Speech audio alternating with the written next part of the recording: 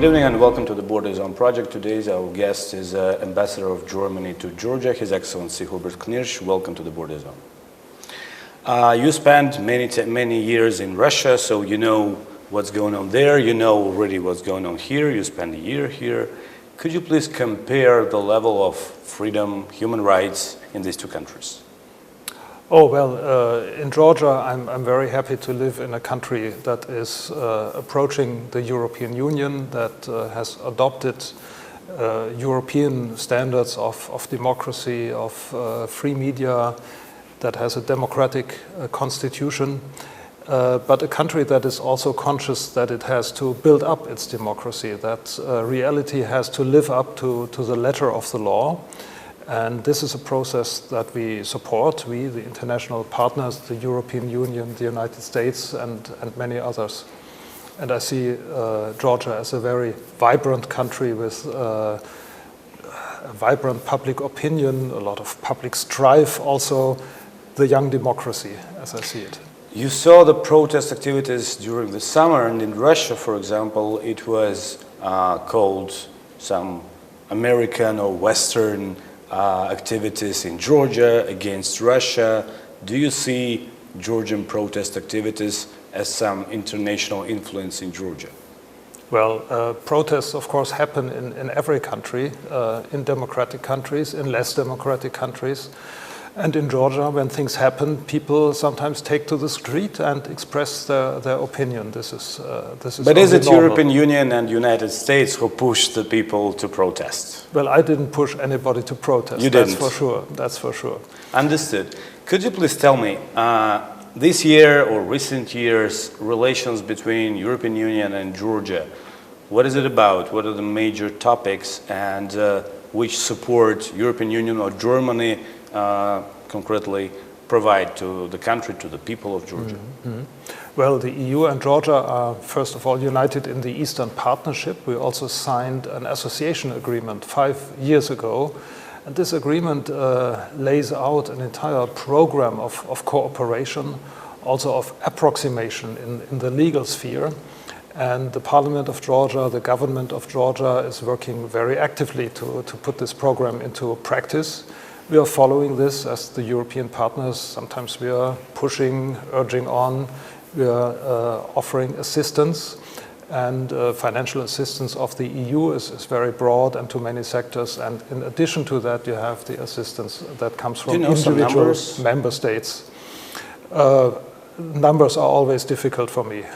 Understood. But the support is provided for what, for example? I will talk about the German support, which goes... So as I know, German part is the biggest from European Union. Among the member states of the European Union, yes, Germany is the biggest part, but other member states such as Sweden or Austria are also very active here, and all do their bit. So we support, for instance, the introduction of dual vocational training in Georgia, according to the German model, something that works very nicely in Germany, and that has helped our country to become a top exporter, for instance. And there's great interest in Georgia to introduce this type of training. We have projects in the field of energy efficiency, renewable energies, of preserving the environment, of preserving forests and protected areas. Then there are some projects that are maybe that happen more inside buildings, inside the administration, like the support to decentralization, a big administrative project in Georgia, or the support to sustainable financial management in local communities. So does Georgian government implement those reforms you are working on together? Is it going normally, actively, this cooperation? This cooperation goes forward, and I think it is important to look at it from two sides. On the one side, we can be happy and satisfied that things are progressing and moving ahead. On the other side, we should always be, to a certain degree, discontent about the speed of progress. And more could happen. I would like to see projects grow more quickly. I think that, for instance, vocational education should be introduced at a wider scale more quickly in Georgia. Understood. Germany is usually considered as a country that doesn't want Georgia to join NATO alliance. Can you say that it is so at the moment, or it isn't so at the moment, first? And second, Ego, I don't think it is usually considered like that. When I meet many people in Georgia every day, and nobody has ever addressed it in this way. I sometimes hear this from some former American officials, but not from Georgian interlocutors. Germany is a country that supports the NATO membership of Georgia, along with our NATO partners. We supported NATO's decision in 2008, and it was reiterated in the meantime. We are a major partner in the substantial NATO-Georgia package. This is a program that consists But a year ago, the Chancellor of Germany was here, as I remember, a year ago. Yes, and August. On the conference, she said that it's not a time for Georgia to join the NATO alliance, as I remember the quotation. But this is the state of things in NATO. And when recently, who was it, Mr. Rasmussen, the former Secretary General, tried to point out sort of a shortcut to NATO, something that could make membership happen very quickly, he was corrected by NATO headquarters. This quick membership is not on the agenda at NATO, and everybody in Georgia knows it. How do you think why Georgia is not ready to enter the alliance? Is it because of the alliance, or because of the Georgian, I don't know, some atmosphere or not readiness in regard with reforms? Well, this issue contains a number of aspects. Only one of them is the technical preparation of the Georgian armed forces, and the modernization of the armed forces in Georgia is progressing, but this is also a big project, and a lot of work remains to be done with the assistance of partners, and that's why we do work here. Another part is actually the strengthening of democracy and making sure that there can be no slip back on the path to democratic development. And the third element are the torn away territories and the international situation surrounding Georgia. So these are all factors that have to be taken into consideration. Understood. Occupied territories, is it the major reason of not selecting Georgia in alliance at the moment? Well, if you want to read about the enlargement policy of NATO, the best paper to read is the enlargement study that was done in 1995. And one of the elements that is decisive in seeing how a country advances towards NATO is the resolution of regional conflicts, as it was called at that time. It is very clear that an external conflict, a regional conflict of a country, is difficult for an alliance, and this is why this element was put into the paper at that time. And it applies not to Georgia in particular, but to all countries that want to join NATO. I think during this year you visited occupied lines, occupation lines, and you saw what's going on, and you hear all the time what's going on. Do you believe that in European Union, in Germany, authorities, people understand the reality that takes place in Georgia every day? Well, I really think our media would do good to report more about Georgia. Unfortunately, we don't have any standing correspondence of German media here. And so public attention in Georgia, I will say this critically about my own country, is not what it should be.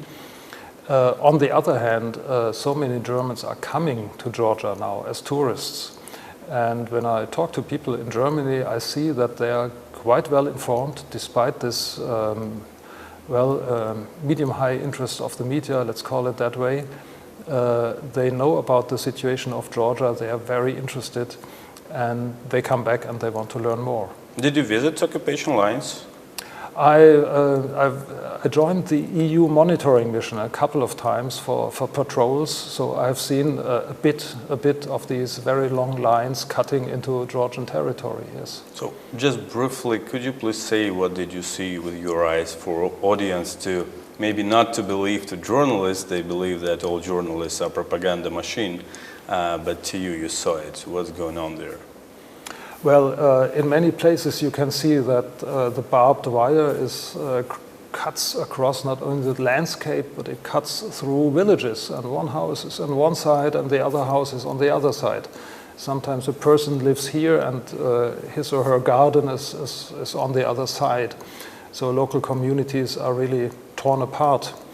A very haunting sight was when I joined Federal President Steinmeier, who visited Georgia in October, and we went to the Otsizi crossing point, which is not a crossing point at this time because it is closed, it was dead, it was without people. And we know that this situation presents really a lot of hardship for the people living on the northern side, on what is called South Ossetia. Understood. And how do you evaluate attempts of Georgian government, Georgian society to bring some peace to the territories, to the people in regard with occupation? Yes, well, the Georgian government is thinking a lot about what can be done to make life easier for the population affected. We want to assist them in this process. I think it's very important, and this is a lesson also from German history, you know, that we have lived with division for 4 decades, to keep up the human contacts as best as you possibly can. This is very difficult in the given situation in Georgia. It's not possible for Georgians to travel freely. Same not for people from South Ossetia or Abkhazia. And the situation is not getting better. It's getting worse through borderization, passport stamping, and all sorts of issues. But today we have electronic means. We can communicate with people. Some people still have relatives on the other side. And I hope that ways can be found to take people out of the isolation in which they live. European Union has a huge package of sanctions in regard with Ukraine, I mean Crimea and Donbass, but there are no sanctions in regard with occupation of Georgia. Why? Well, the situation in 2008 was a bit different than in 2014 with Ukraine. You know that at one point President Sarkozy of France had to come and had to stop the conflict in discussions with Prime Minister Putin and President Medvedev at that time. The conflict had started in a way which was not favorable to the image of Georgia in the international world. And I think this is why the reaction But after Crimea, didn't everyone on the West in European Union understand what really happened? What do you mean? I mean that wasn't it clear after Crimea and Donbass that in Georgia it was invasion and annexation of Georgian territories by Russian Federation, and hundreds of provocations took place before, so it was not started by Georgia. Well, this is a long debate in Georgia. It is sometimes, how would you say, it is made a taboo to even talk about it. We have about what? We have the Tagliavini report that the European Union ordered in the second half of 2014. The entire international evidence was examined very carefully, and there was an element of starting this conflict on the Georgian side. There was 500 pages of Tagliavini report, and yes. In this report it's written that lots of provocations from Russian side took place before. There is a political part, 1 page, where it's written that Georgia started some actions, military actions. But there are 500 pages telling about Russian Kremlin's provocations. We should talk about it, having the Tagliavini report in hand, and I would be happy a problem for me. I know it already to quote it. But President Saakashvili at that time put Russia in a very favorable situation. They could give a very good reason for that Georgia started a war in 2008? The war was in the Russian interest.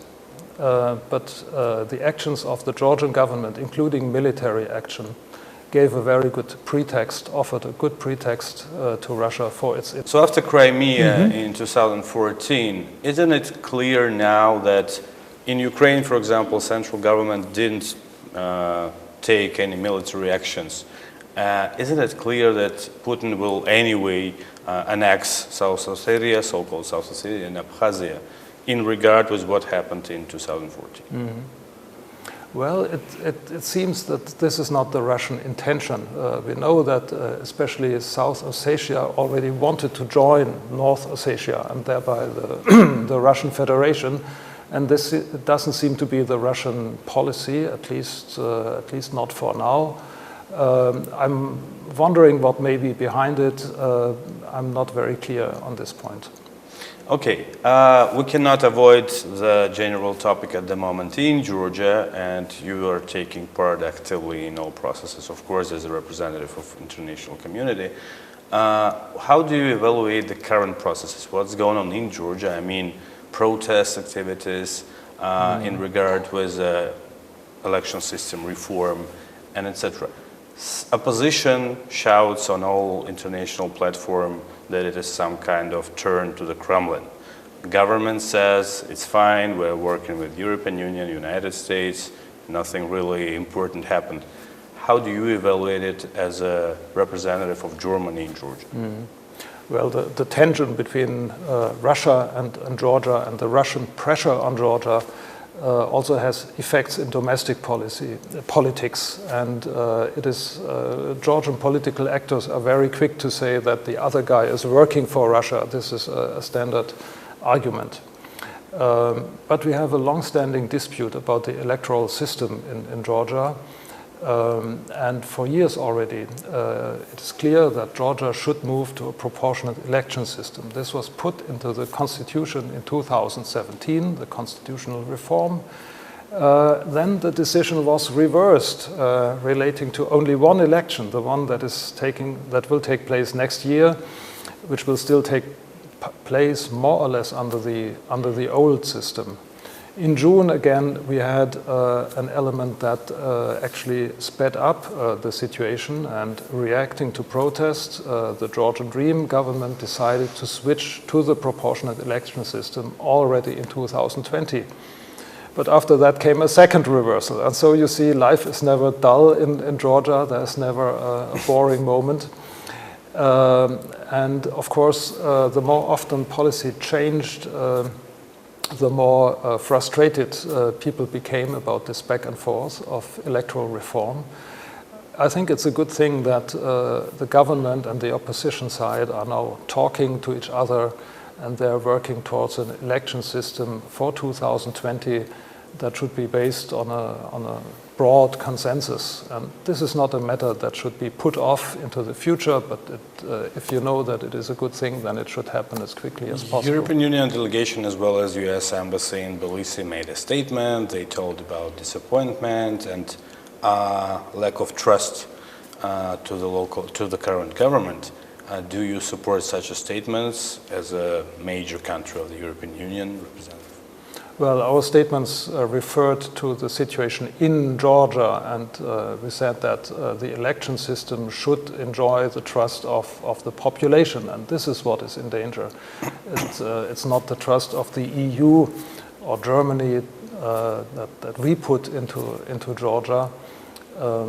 But I think all the political actors have understood that public trust is simply the keystone of democracy, and the government cannot work effectively without public trust. Do you still evaluate the current situation in Georgia and what's going on the streets, in parliament, everywhere, as some democratic process? Oh yes, definitely. This is a democratic process. It happens in parliament, it happens in discussions between the parties, and it happens with the active participation of people, sometimes expressed in street demonstrations. But this is a way people take part in politics. The important thing is that public protests take place peacefully, and that the reaction of the police, for instance, if necessary, are not excessive. And in this respect, we have seen negative examples in the past year, but we have also seen progress lately. And the way that demonstrations now take place in Tbilisi is, but there were several normal and democratic. I've read several statements of international organizations about the last disperse of peaceful protests near the parliament building, where water cannons were used at 5 o'clock in the morning. Is it some kind of democratic process? I think there were statements of non-governmental organizations to that effect. Well, the police in Georgia have to decide how they deal with the protest, when a protest can take place, when it is illegal to block, for instance, a parliament entrance.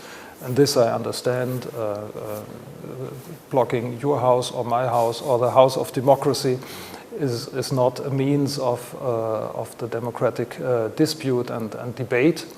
The important thing is that proportionality is kept, and that when the police have to deal with a demonstration, they don't use disproportionate means.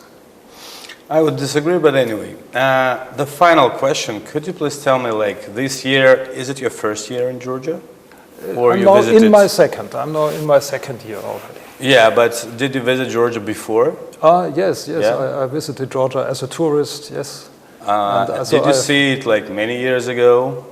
How it was before? No. The first time I came to Georgia for the first time in 2016. So 16. My memory is not so long. The question is very easy. How do you like the country?